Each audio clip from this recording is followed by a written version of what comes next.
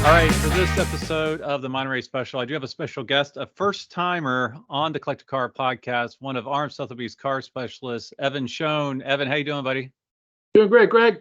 Good to see Hey, you. man, I appreciate you. I appreciate you being on here. We're going to jump to a couple cars that you find interesting in the sale.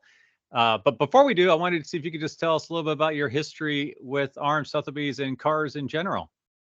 Sure. I started with RM. I had a good friend, a man who became a good friend named Don Rose, who started with RM Sotheby's, probably about 15 years ago now. And he was an Aston Martin, still is an Aston Martin specialist, and a very good one. And we stayed in touch, and I got closer to the family, so to speak, over time. I woke up in 2017 one morning. And asked myself what I wanted to do for the rest of my life. I had had a really fun career working at Ferrari of San Francisco for 12 years when it was the factory store, and before that, Lamborghini USA. I was a national sales manager when I was a kid in my 20s. That was quite an education and quite a great experience. But I had basically gotten my kids to the point where they were on their own, and decided it's time to get serious about working again. And I put my name in the hat, and coincidentally, Don was about to retire. So he was kind enough to introduce me to the powers to be. And they took a look at my resume and they gave me a shot. And I have to say it's been a very enjoyable journey. You know, when you work for a mark or a manufacturer, you know that product really well, but when you work at RM Sotheby's, every day it's a new car. Yeah, One day, yeah. it could be a contemporary Ferrari, or it could be a 1904 Stanley Steamer, or a 1936 Duesenberg, or 34 Duesenberg, excuse me, and on and on. So, you know, in order, as you know, to do our jobs properly, we need to learn and be able to speak, you know, intelligently about whatever it is that we're representing. So every day I get to learn. It's kind of like, you know, getting a scholarship to Harvard and going back to school. And Yeah, yeah. it's a lot more fun to go back to school at this age. So No, it's been, it's really true because we've been pinging back and forth. I just bought a 66 Pontiac GTO and I've had a ton of fun digging into that, and you were geeking out just based on the fun stuff I told you over the phone. So yeah, it is a fun job for sure. And I do want to do, maybe I'll do a special Lamborghini in the 90s or something, because you were in Jacksonville, Florida at the Lamborghini North American headquarters when I lived in Jacksonville, and I went to that office, and I remember it was like a White Castle, and the windows were so tinted black. I climbed over the bushes and I put my face up against the window trying to look in, and I saw one of the LM 002s. I saw a couple Diablos, and it occurred to me like a year or so ago when we met, 2 years, whatever it was, that you were probably in the building at that time that I was trying to look inside that building, right? yeah, that was a special place. It was that was the division of Lee Iacocca. The people that hired me, brought me on, bought Lamborghini from Chrysler. I was living in LA at the time, working for the DuPont Registry, and anyways, we all moved back to Jacksonville, and that building was known as the Castle, and it was great. It had full paint booth, rolling chassis dyno, which became kind of irrelevant once they introduced the four-wheel drive VT systems. But Right. that was a neat place to work. It was really, really special.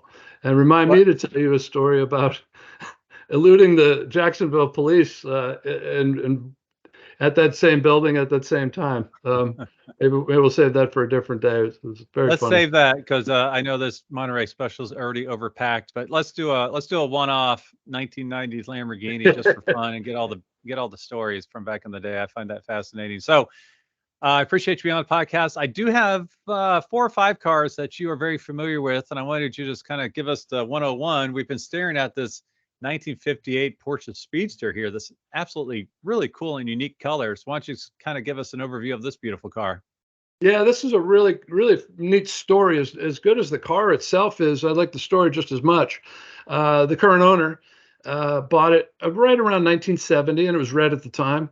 He lives up at Lake Tahoe, Incline Village, and it's a great car climate, believe it or not. He has enjoyed this car. It was his everyday driver for a number of years. He restored it once early on and decided to do it again back, I think, right around 2017. He started. Brought it down to bare metal, not knowing its original color was slate gray. So they brought it back down to bare metal and did a proper restoration. He was very pleasantly surprised to find zero corrosion and no accident damage. He knew that he had never had an accident, but he bought it in 1970. It was a Sure. 12-year-old car, but at that point. And during the time that he owned it, or still owns it, but for about, I don't know, 30 plus years, he went on a mission to try and find the original motor. And it never happened. And during the restoration, it turned up. He had advertised in different publications for, again, 30 years or so. It had turned up, and it was right there in Reno, about a mile and a half from the shop that did all the restoration work. Wow. Yeah. And so at that point, he had just restored the motor that was in it and upgraded it to super spec. So that motor, which is in the car still, has, I don't know, 1,200 miles on it. It's fresh as a daisy. At the same time, he told them, buy the original motor and go through it. So that comes with the car as a long block for the next owner. So you've got a brand new, fresh numbers matching motor that's sitting on a pallet right next to the car. And it's just a great piece. The color combination I find very attractive, very tasteful. I've gone through this car every way you possibly can. And they just did it right. They brought it again down to bare metal. Everything's correct. It matches. He re-chromed everything. He just did it right. And one of the things that I find really cool, well, first off, it comes with its original steering wheel. There was an optional wheel you could get back in '58, and that's on the car now. And but when we were going through all that stuff, and he has saved all the parts, the original wheels, by the way, day-coded, that comes with it. But he and his wife, they drove this car all over the Western United States, and they procured back in the day a set of Pan Am luggage from 1955, leather Pan Am luggage, which you could get. And that was what they put on the luggage rack when they went touring. And so I said, you have to throw that in. And he happily did it. The man's 72 or 73 now, and he's at the point where he wants somebody else to enjoy this car. He's had a great run and really appreciate it. And it just, again, ticks every box. It's numbers matching. It's all correct. It's never been in an accident. It's, if you're going to buy one to tuck away, I think you could show this car anywhere and do really, really well, or just drive it. And I keep thinking of what I would do if I bought it. And I think I would take that motor that's in it right now out and sell it on the open market. It's a nice motor. It's brand new, and probably put a hot rodded 912 motor in. And then keep the original just with the car on the side for the next owner or whoever, or just keep it there. It's a great car. It's also, in my opinion, priced really well. I think that this car, you could make a very strong case why it should be worth well into the 400 range. And the owner agreed to give us a low estimate of 375. And that includes all of the parts, the original bits, and that motor. So I think it's a more than a fair deal, just as it sits. It's a good car. It's funny because when I first saw this car, I love Speedsters. The color threw me off at first, just because I'm not used to seeing stone gray at all. And then, like you said, when I saw the interior, so the stone gray, actually, I don't know if it's because of does it have a light tint of green in stone gray, or is that just? Yeah, you could absolutely say a bit of sage in there, for sure. Yep. Well, when I saw the interior, which is kind of a dark green, it's just stunning color combination on these two. And you're right, this is the exact great car to have. You got the original engine. It's not installed. You don't have to worry about it. You can have fun with this thing, and it's in such wonderful shape. Awesome car. So the estimate's 375 to 450. So all right. Well, that's the first one. I absolutely love that car. I can't wait to see that one in person. The next one is one you sent me a video on, and I'll have the link to this video in this description. You guys have to watch this. It's the 1957 Land Rover, and it's a Grizzly Torque. Tell us about this beast, because the video alone is insane. And for those that are not watching live, they're listening, it's like a sandy gray, I guess you would call it. But the two gas tanks on the front, which I love, one says gin and the other one says tonic. So you got your gin and tonic on the front of this thing. But tell us about this incredible Rover. This story is really great, and I'm told that there's a major motion picture in process, telling the story of Robert Bateman and Dr. Bristol Foster. These two young men back in the 50s were certainly naturalists. I think they still are. Bateman went on to become a very well-known Canadian artist. And Dr. Bristol Foster is a doctor of biology. He's gone on to do amazing things, including, I think he's produced 11 or 14 documentaries. But they basically had graduated from college, and I think Foster came up with the idea, hey, why don't we just drive around the world? And so they somehow put together the support to do such a thing.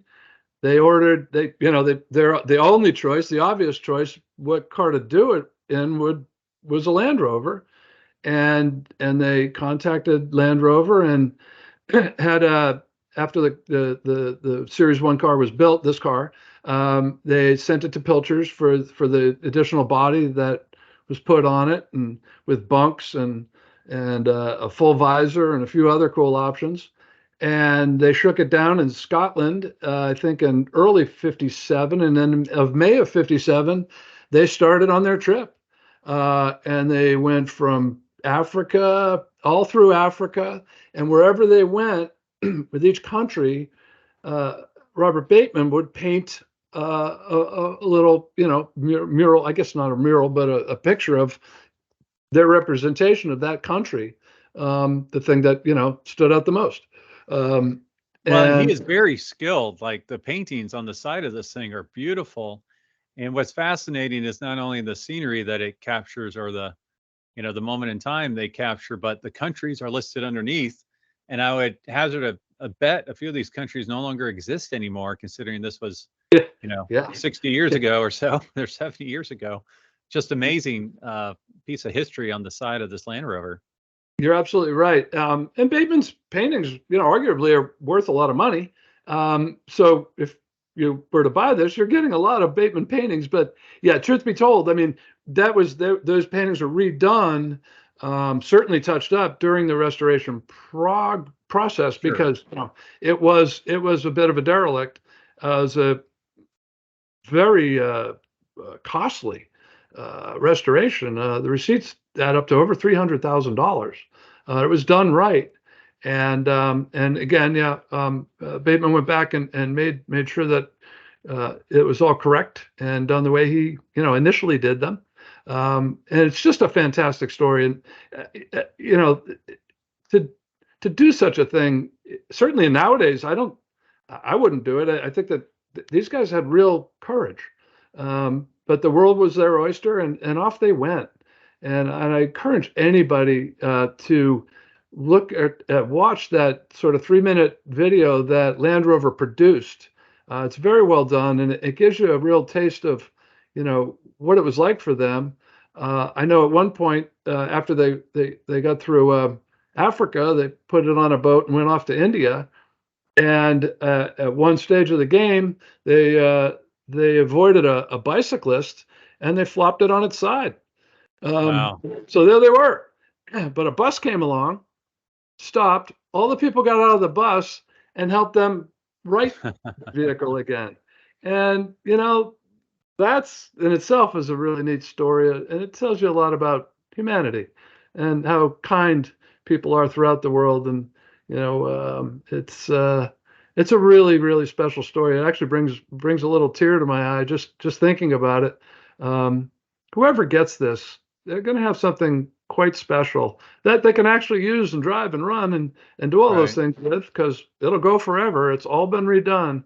But it's also a really significant story. And you got to ask yourself, okay, so, after the movie's made and the world knows more about these two, who are still alive, I've seen them in interviews. They're really neat men.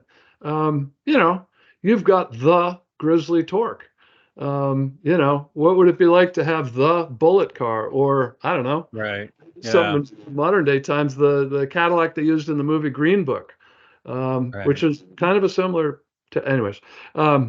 It's a really Well, neat piece. what's really cool is if you're on YouTube, I've got the siding where it shows the. I'm assuming it kind of looks like they have the paintings in the order that they visited, because you mentioned India, and Mhm. then after that is Nepal, and then a country called Skimmy. I'm sure I'm not saying that correctly. Then they went to Burma, then Thailand. Thailand's hilarious because there's a howler monkey, and his arm is stretched up beyond the painting up into the bodywork of like he's hanging from the Yeah, actual yeah. rover. And then Malaya, I don't know, I'm not pronouncing that right. Then Singapore, and then Australia. So just think about That's what you taking a finished up. yeah, think about taking a modern car to those places, or sport you or whatever. And this was back in 1957. Okay, so that Yeah, was no, really a awesome. lot of places there were barely roads, and when you think about, Yeah, again, those countries today are hard to drive through. That was I think a 60,000 kilometer journey they took. yeah. What an adventure! All right. So this really cool Ferrari Dino that's designated as an L series. So if you read our descriptions, you'll learn stuff just like I did. So correct me if I'm wrong here, Evan, but so when Dino produced these cars, they first started with the 206 and then the 246, and through a variety of minor changes, they were categorized in different series. And the L series was the very first series of the 246. So it's my understanding that this is a desirable Dino because it's early in the 246 production run, and it's got some gorgeous colors. It does. They brought it back to its original color. I think it's called technically Celeste Metallazzo, which means metallic. And when I first saw it, I forgot about the towel, the terry cloth inserts that were on these cars. Because you see so many that have been redone over the years, and maybe they put chairs, or Daytona style seats in or whatever, but that's the way the car came. And so it was restored very well, all bare metal by Modena Motorsports in Europe. They've got a great reputation. This man bought the car from us, I think, in 17 from our Paris sale. He is a perfectionist. He has 7 or 8 Ferraris, and they're all just perfect. When I got in this car, I quickly realized that I was the only person to actually wear shoes in this car, probably during his ownership. He had a little, it still has maybe a little Tupperware box on the passenger side floor, and that's where he'd put his shoes when he drove the car. That's how meticulous he is, but that's the kind of guy you want to buy a car from. It's funny because I do not like this terry cloth interior in general, but I think today it's so retro and it's so different. It is actually really, really cool. Yeah, yeah, it I is. think it's got to be about impossible to keep these things, an original interior with this looking good. Like this one looks perfect, honestly. It's all been restored. But the kind of neat thing is, especially, for example, this car lives in Las Vegas currently. Actually, currently it's on its way to Monterey, but in a warm climate like that, it's actually kind of nice to have that terry cloth behind you, Yeah. versus hot vinyl, hot black Yeah. vinyl specifically. Um, but this is a car that, frankly, if I got it, I would just drive the wheels off of it. It's all, it's got a clear bra on it, so you're not going to worry about getting dings or paint scratches. There was one minor flaw when we got the car, when we first started this process. There was a little tow hook underneath, and that had hit something at one point. And to his credit, the owner went back and made sure that was properly fixed. It wasn't a big deal, but it's about as good as you can get. I can't find flaw in the car. The glass is original. You'll find a little delamination, but that's normal, or in Italian, normale. It's Classic A certified. And again, you can make a very strong argument why this car should sell somewhere in the sixes. Uh, Dinos have really gone crazy in the past couple of years, and we've sold some bigger, chairs and flares cars and stuff in the sevens and eights. And so this car, being as good as it is, I can make that argument. But the man's fair. He gave us a low estimate of 475, and I think that is a bargain. I think that anybody, if you were able to get it at that level, great, you've really got something. But it is an investment quality Ferrari, and certainly great colors. I love the colors, but I'm not going to ask you to pronounce it again because I know I could not. Celeste Amizzicato. How's that? Wow, Celeste. very good. All right, how about we what do they call it? Not Grigio alloy, but California Azzurro, color of the sky, if it was a contemporary car. Well, how about we end on another Ferrari, the 2020 488 Pista. This is a really special car, very limited production, beautiful car. I am not as familiar with this car as, I had to look it up in the description to really understand how rare this car is. So tell us a little bit about it. Sure. So the Pista Pilotti was only made available to the motorsports clients. And initially, I think that the run was to be 40. I know they made some more. Because kind of everybody wanted one, and there was enough people that qualified. But it's certainly the rarest of the 488, Pista variants. It does have an incredible array of options. These are all tailor-made things, and this particular car with the carbon fiber wheels had a sticker. I think it was 546. And super low miles, 712 miles currently. It is, if you wanted to tuck away a contemporary Ferrari, it's the perfect candidate, I think. They came in 4 colors. You could get them red, blue, silver, and black, I believe. And again,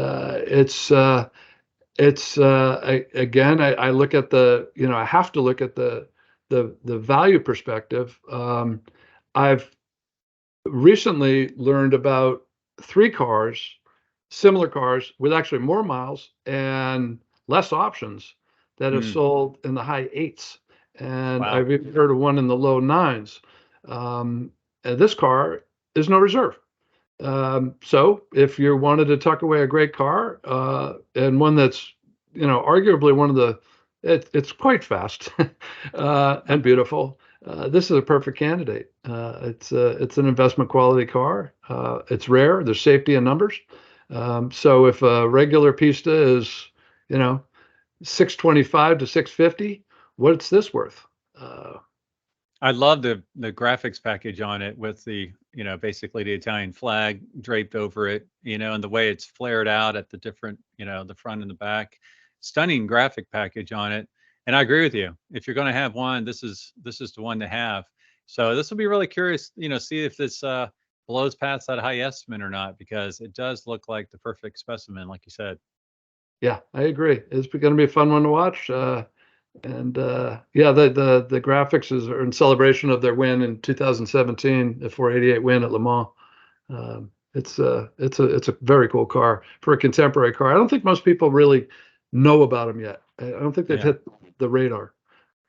Well, yeah, Evan, thank you so much for joining us on the podcast and covering a few of your cars. I know we could stay here all day and talk about much more, but I've got to get back to the regular podcast because I'm throwing out like 20 other cars that I find interesting.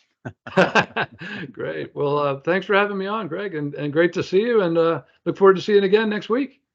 This is a big Monterey edition, so I am going to work fast here because I'm trying to cover 30 cars from 5 different auction houses. I'm just going to give you top line of some of the cars that spoke to me as I reviewed all of the information. Fun stuff. I've been out a little bit. I had an emergency appendectomy this week, so I'm not quite 100% there. Words of wisdom: if something doesn't quite feel right on any part of your body, go to the ER, get it checked out. I'm glad I did, because apparently if I'd waited a little bit longer, it would not have gotten any better. So I'm glad to be back. Going to cover a bunch of stuff here. If you're watching on YouTube right now, we are streaming the RM Sotheby's website that did some type of revamp where there's this gorgeous video going on the homepage. So if you get a chance, check it out. If you spy really closely, you can see me for half a second bid spotting in one of the shots there. So if you're coming to Monterey, be sure to find me. I have a special poker chip I'm handing out to people in person. I can't show you a picture. I can't do anything until Friday the 18th, but it is a limited edition poker chip that I will be handing out that will have a lot of fun stuff linked to it. Also, be sure to check your email, check my Instagram, check my Facebook, check my YouTube. Some fun stuff's happening on the 17th, and this is your heads up. So I am going to live stream the night of the 17th, approximately 10 p.m. Eastern time. Obviously, I'll be out there in California. I'm going to live stream a fun event that you will be hearing a lot more about on this podcast in the coming week. All right, so let's kick it off here. A lot of stuff to cover. Like I said, I'm going to talk fast, so please pay attention. All right, the first car here, we have this Thursday night at RM Sotheby's. They have this Ferrari barn find. It's been in the news a lot. It was a really cool barn find from, I think, the 1990s.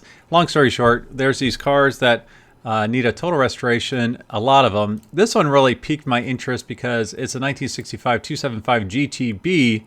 It's an alloy car. And if you just know, these alloy cars, there are only so many of them. I think there were 26 of them.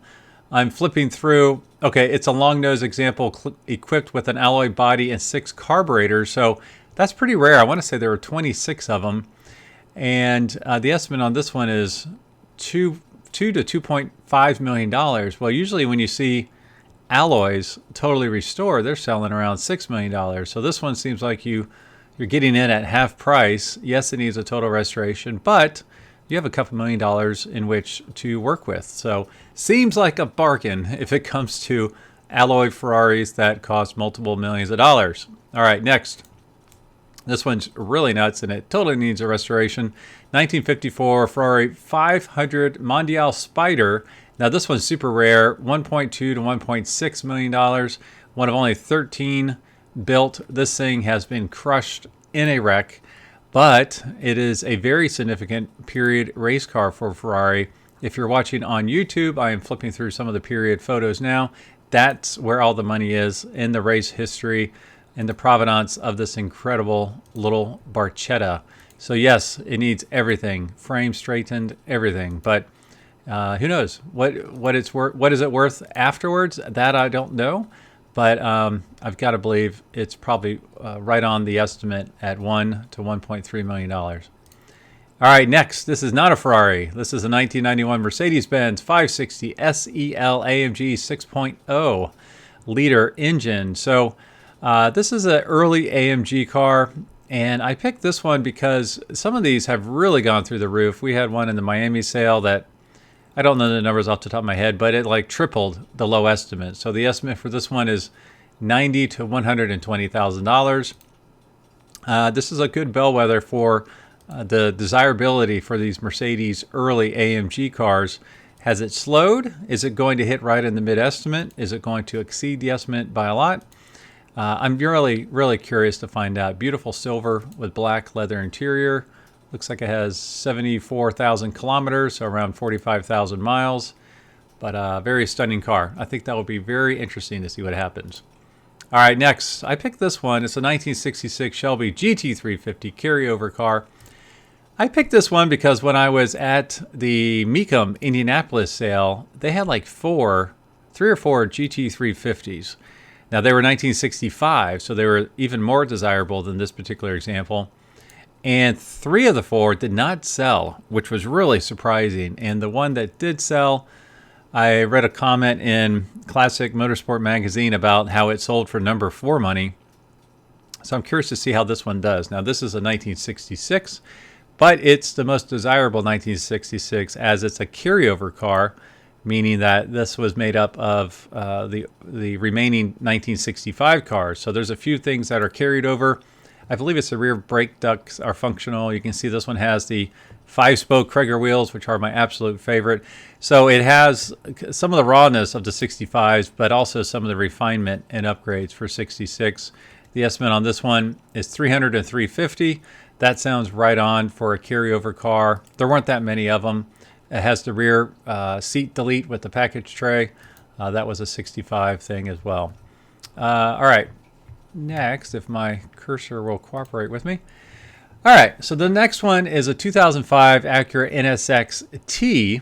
Now, this one is pretty special because if you look at the chassis number, the last 6 digits in the VIN are 000001. So the first one for the last year of the first generation. All right, did you follow me on that? The first one for the last year of the first generation NSX. Extremely low mileage. Let's see. Only 249 NXXT examples built for North America. This one has 5,100 miles. Long Beach blue over onyx leather. So a cool blue over a black leather interior. So the estimate on this one is 225 to 275. I know, the thought was this might go above that high estimate, but we will see. It will sell because it is no reserve at Monterey. All right, next one for RM Sotheby's I picked 1973 Aston Martin V8. This is from the Living Daylights James Bond movie from 1987. I just picked this one because if you go back a couple weeks, I was in the Saratoga Automobile Museum up in Saratoga Springs, New York, and they had a James Bond vehicle display there. Really nice cars, and it's just funny that now there's one for sale right afterwards. So this one is $1.4 to $1.8 million. Just to clarify, this is not one of the cars that was in the exhibit, but this is a beautiful car that has the James Bond heritage as well as some of the gadgets that Q would have installed, including skis, which is pretty funny. So check this one out. If you like James Bond, go back maybe a month or so ago, look at my shorts feed for YouTube, and I did a quick short video on probably 6 to 10 of the James Bond cars from the Saratoga Automobile Museum. All right, next from RM, we have this 2001 Ferrari 550 Maranello Pro Drive car. This is one of the big cars for the auction, $8 to $9.5 million. Let's see, I'm not a Ferrari Pro Drive expert, so I'm going to read it straight from the bullet points here. A 5-time entrant in the 24 Hours of Le Mans, the most of any 12-cylinder Ferrari chassis in history. Well, there we go. GTS class podium finisher in 2024 Le Mans. GTS class pole also in 2002. First one was 2004. Second in 2003, American Le Mans Series. Third in 2005, Le Mans Endurance Race. So big time Ferrari, big time winner at a lot of races. That explains the high price for this car. Now you would think that $8 to $9.5 million would be the most expensive car at the sale, but I will tell you there's many more high dollar cars. I'm not reviewing all of them, just a couple of the ones that caught my eye. All right, a big thing at Monterey this year, not a big thing, but there are 3 1950s, early 1960s factory Porsche race cars. Now these cars are tough to sell. This is RM Sotheby's 1956 Porsche 550A. Let's see, prototype Le Mans Works Coupe, estimates $5.5 to $7.5 million. So these were hand-built by Porsche. Obviously, everything back then pretty much was, but these were the hand-built race cars. I'm bringing it up because there's another one at, I want to say Mecum, I'll cover here in a second, I know quite well. And then a third one, I believe, at Broad Arrow. And these are tough cars to sell. And the fact that there's 3 of them on the island at the same time. Now, they're all slightly different. The others, I think, are based on 356s. But it's just interesting because it's a very specific buyer you're trying to find for these cars. And to try to find homes for 3 of them on one weekend, it's probably not going to be possible. So I'm curious to see how these sell. All right, next. This is another Ferrari 275 GTB, but it's not wrecked. This one I brought up because it was formerly owned by Steve McQueen. So I did do a Steve McQueen episode a couple weeks ago, fun facts about Steve McQueen that was because of this car coming to Monterey. So if you like Steve McQueen or have no idea who he is, just go back to that episode and I review it quite in depth. Just a beautiful car here. Estimate on this one is $5 to $7 million. This is one of my favorite Ferraris of all time. All right, the next one from RM Sotheby. I just picked this out because I'm curious to see what happens. It's a 1997 Porsche 911 remastered by Gunther Works. So you always hear about the Singer Porsches. Well, Gunther Works has been doing this for quite a long time as well. They do charge a massive premium. I was listening recently to, I think it was Johnny Lieberman on a podcast, and it was kind of talking about the differences between Singer and Gunther Works. And Singer is more refined. Gunther Works is louder, a little bit, has a more raw feeling to them when you start them up and drive them. Now this one is $1.1 million to $1.3 million. So I'm curious to see how this one fares. Singers have held their value in the aftermarket, in the secondary market. And Gunther Works always does a big display at the Quail and all throughout the Pebble Beach weekend. Beautiful, beautiful car. All right, next is the big car for RM Sotheby's. It's the 1964 Ferrari 250 LM. Estimates $18 to $20 million. The 22nd, only 32 examples built. Raced at the 1968 24 Hours of Le Mans. Beautiful, beautiful car. This one is the biggest sale. This one will be displayed, I believe, in the lobby of the Portola for RM Sotheby's sale. So you definitely want to check this out. I believe the Pro Drive will be next to it, and then there will be another fun, interesting car displayed along with these two. There's also a couple private sale cars they have. Michael Schumacher Formula One car, and then another really substantial Ferrari that will also be in the lobby. So you could walk right in there and see, $100 million worth of Ferraris staring back at you. So definitely worth the visit. And like I said, find me to get your poker chip. All right, the last two for RM Sotheby's. I just had to call this out. 1957 Jaguar XK SS, extremely rare, extremely beautiful Jaguar. The estimate's $12 to $14 million. They only made 16 of these, I believe. They were leftovers from the famous racing car, a D-type built for the street. This one's dark blue, red interior. I've always said British can do dark blue with a red interior much better than the U.S. folks can. One of my favorite cars of all time. All right, the last one for RM. I just had to call it out. Another Ferrari 275 GTB. But this one's known as the Del Rio, and it's just gorgeous. It has this gorgeous dark green paint job. You'll never see it. It's the only one painted this color. Tan interior, perfectly restored. The interior seats look like they're still original to the car. Some custom options that were built in period, either by the factory or right after. Yeah, just beautiful, beautiful car. If it wasn't for the color, I would not have brought it up, but it is absolutely stunning. All right, we're going to move to Mecum now. Mecum has some interesting cars, and I hate to say this, but I'm starting with another Ferrari 275 GTB. But hang on, don't leave. Hang on a second. This one's very interesting, and the reason it's interesting is because I know this car personally. The estimate is $3.5 to $3.8 million. This was a part of the Rick Grant collection out of Dayton, Ohio. Known this car for years. This is one of those cars that was red with a black interior for years. When it was actually initially consigned to Mecum Kissimmee, which is not a great place to sell a Ferrari, it was red with black interior, and it showed up, I thought it showed up as a no sale, but maybe it showed up as sold. I'm not quite sure on that. This car is interesting because it had some damage to it, and it was on the back hood roof, on top of the rear windshield. And I bring that up because this car was sold 4 months ago, and since then it's had a total restoration, it looks like.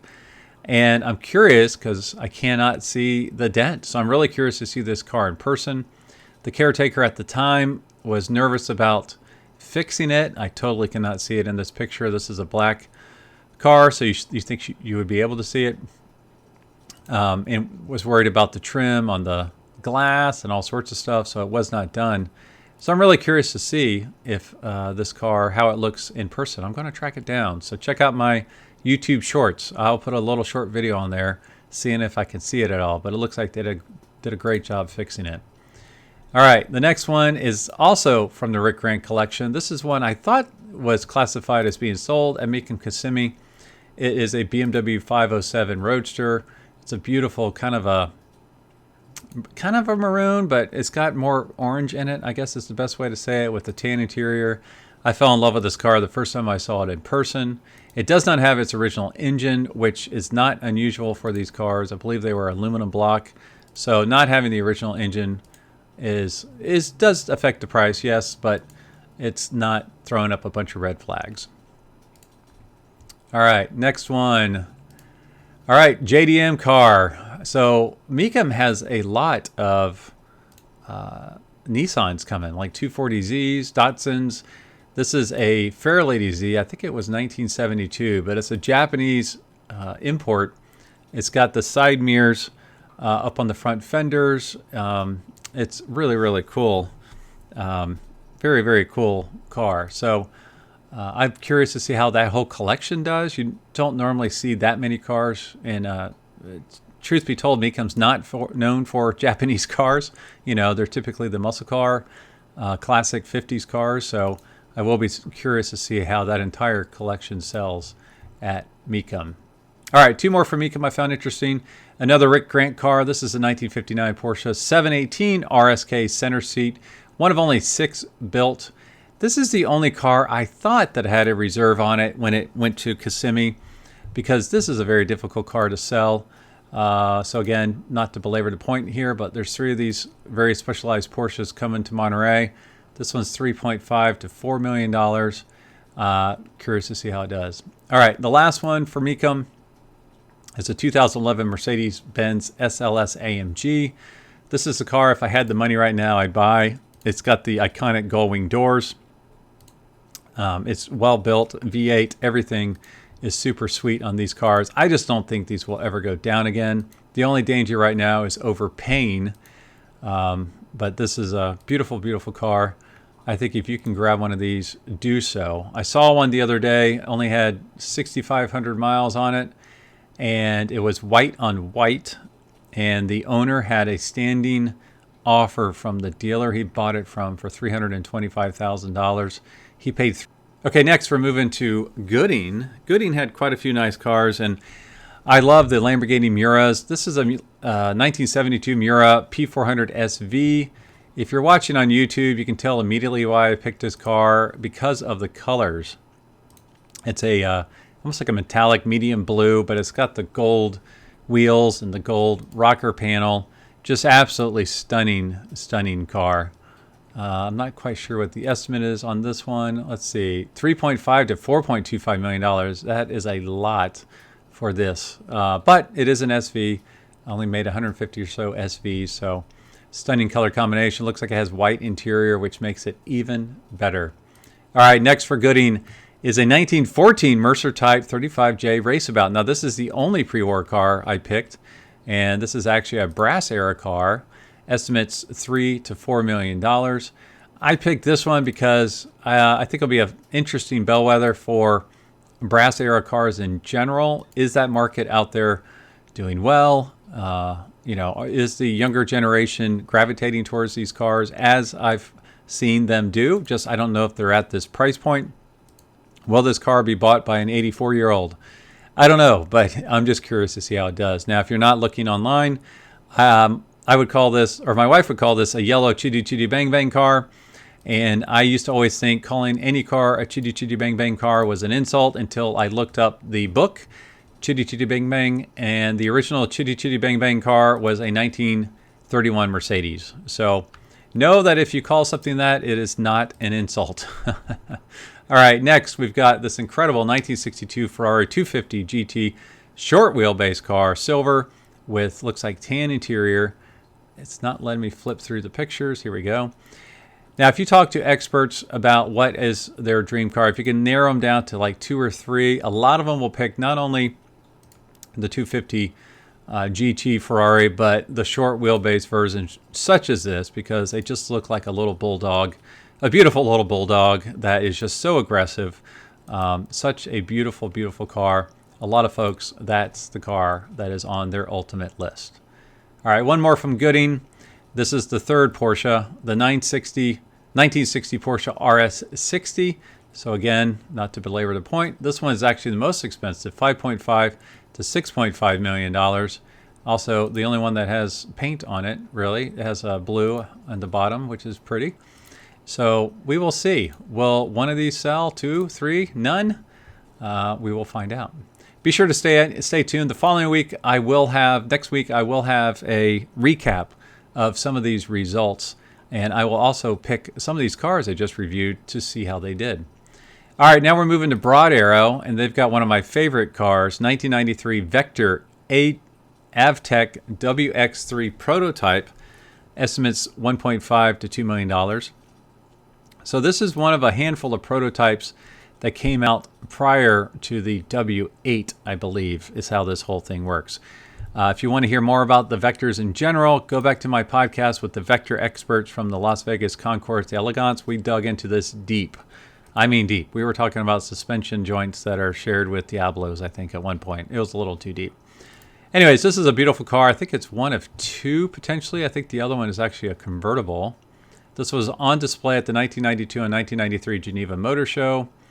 I thought the last time it sold for around $1.2 million.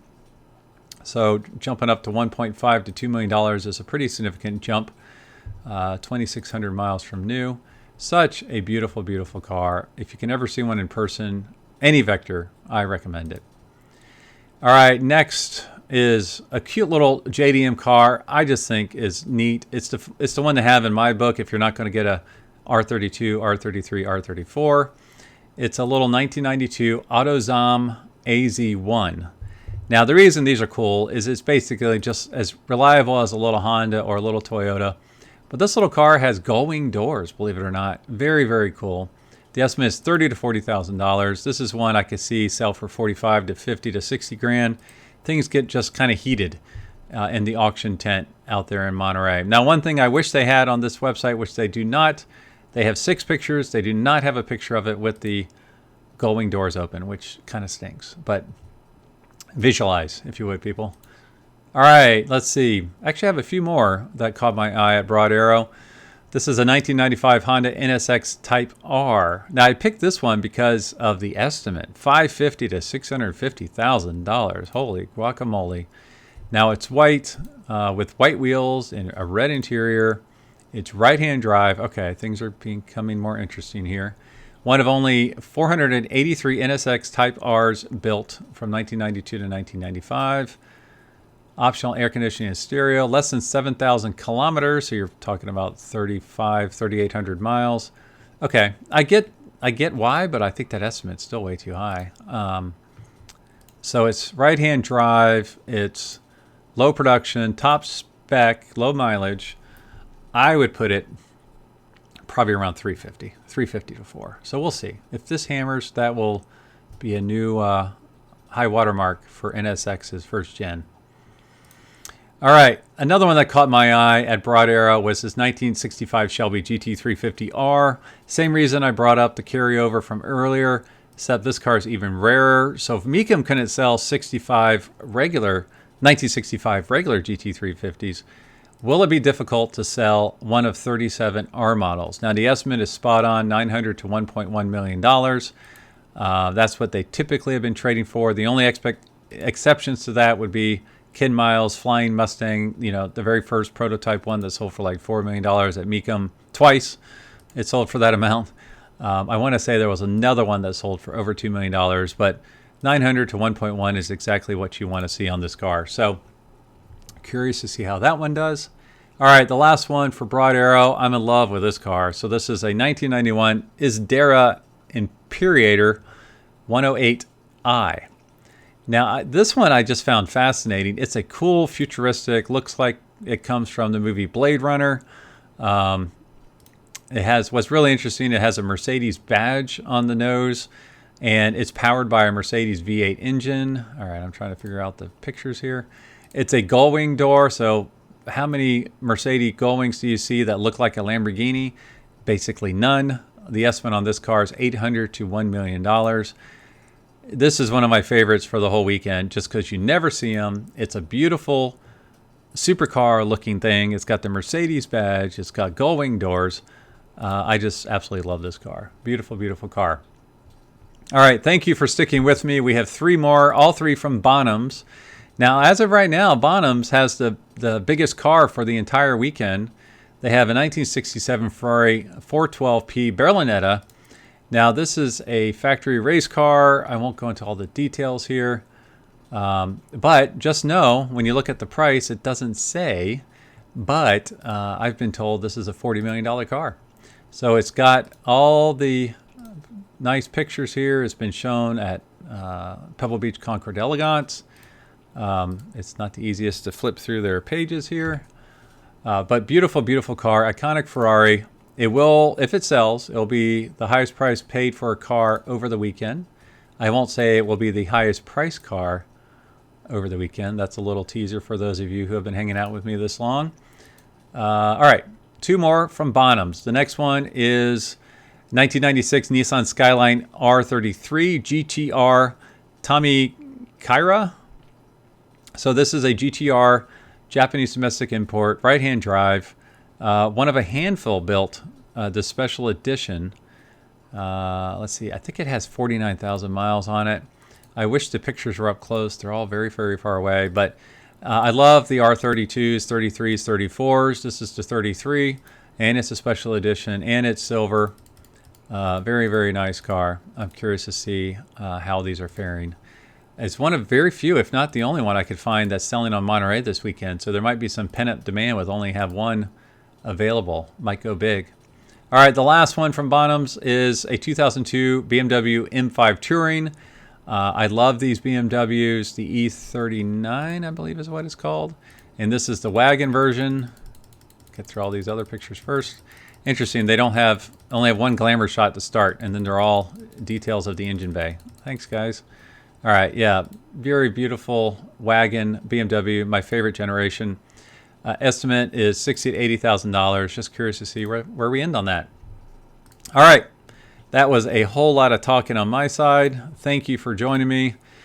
Whew, I'm wiped out. So, like I said, stay really close in tune to my YouTube channel, the shorts specifically.